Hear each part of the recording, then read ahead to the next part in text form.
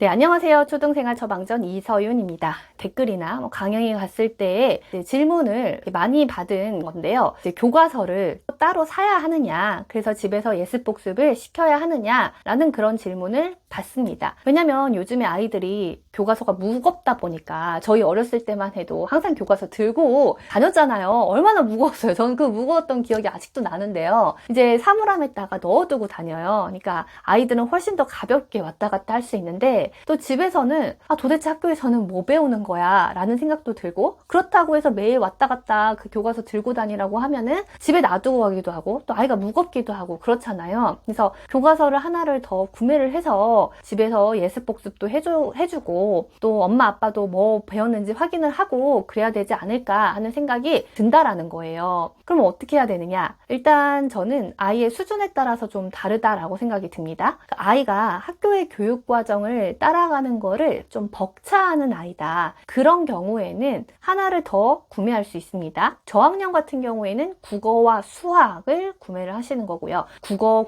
활동, 수학 익힘책이요. 그러니까 통합과 관련된 거, 뭐 이야기, 나 이런 식으로 되어 있는 것은 이제 학교에서 만들기도 하고 노래하기도 하고 이런 부분이니까 그것은 따로 구매를 하실 거 없고, 국어와 수학과 관련된 부분만, 그리고 3학년 이상에서는 국어, 수학, 사회, 과학에 관련된 부분만 한 번 더 구매를 하셔가지고 말씀하신 대로 예습 이제 그 전에 한번 보고 갔다 와서 복습을 하는데 사용을 하실 수 있습니다. 그런데 우리 아이가 충분히 학교에서의 교육 과정을 잘 따라가고 있는 편이다 라고 생각이 드신다라면은 이제 교과서의 내용이 정말 잘 정리된 문제집들도 많이 있다라는 거예요. 근데 이게 이제 똑같은 내용도 다른 색깔, 다른 형식, 다른 그림으로 정리가 되는 것. 그 자료를 봤을 때 또 다른 방식으로 생각을 할 수 있게 되거든요. 그러니까 똑같은 내용도 이제 교과서에서는 쭉 풀어진 줄글 형태로 정리가 됐는데 이제 문제집을 봤더니 마인드맵과 그리고 간단한 요약 정리식 그리고 문제 이런 식으로 정리가 됐다. 그러면 똑같은 내용을 다른 방식으로 한 번 더 보는 것이죠. 그래서 이제 우리가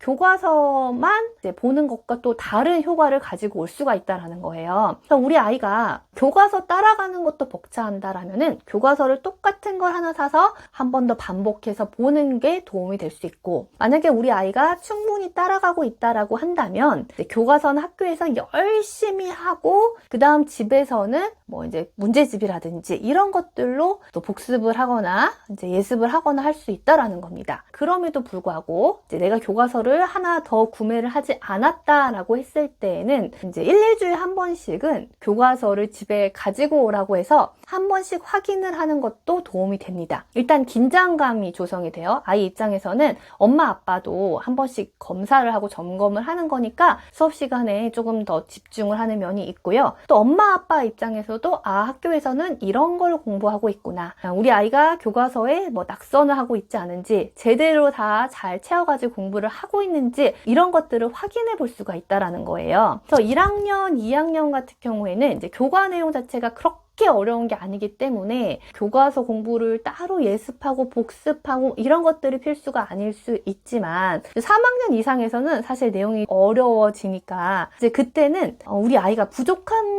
교과가 있다, 너무 힘들어하는 교과가 있다, 그러면 그거 교과서만 하나 구매를 따로 또 하셔도 되는 거예요. 뭐 사회랑 과학을 힘들어한다, 근데 그거를 이제 문제집으로 정리를 해볼 수 있고, 교과서도 한번 보고 문제집을 정리하겠다, 그러니까 이거는 꼭 정해진 게 아니라 아이의 이해 정도에 따라서 달라질 수 있다라는 거예요. 만약에 학습적으로 어려워하는 아이가 있다라고 하면은 이제 교과서를 학교에서도 배우고 그 전에 예습 복습도 할 수 있도록 하나를 더 충분히 따라간다라고 한다면 교과서는 뭐 점검용으로만 보시고 그때 이제 필요한 부분 다시 읽어볼 부분 있으면 한번 보는 걸로 하고, 다른 뭐 문제집이라든지 다른 자료 같은 거를 활용을 해서 좀 다른 방식으로 정리된 걸로 점검을 하는 거, 이렇게 활용을 해보시면 좋을 거라고 생각을 합니다. 교과서 공부법 필요하신 영상은 제가 이제 기존에 올렸던 것 중에서 도움 받으실 수 있는 걸로 댓글에 남겨둘 테니까 그것도 참고하셨으면 좋겠습니다. 그럼 또 궁금하신 내용 댓글로 달아주시고요. 시청해주셔서 감사하고 전 다음 영상에서 또 뵙겠습니다. 안녕히 계세요.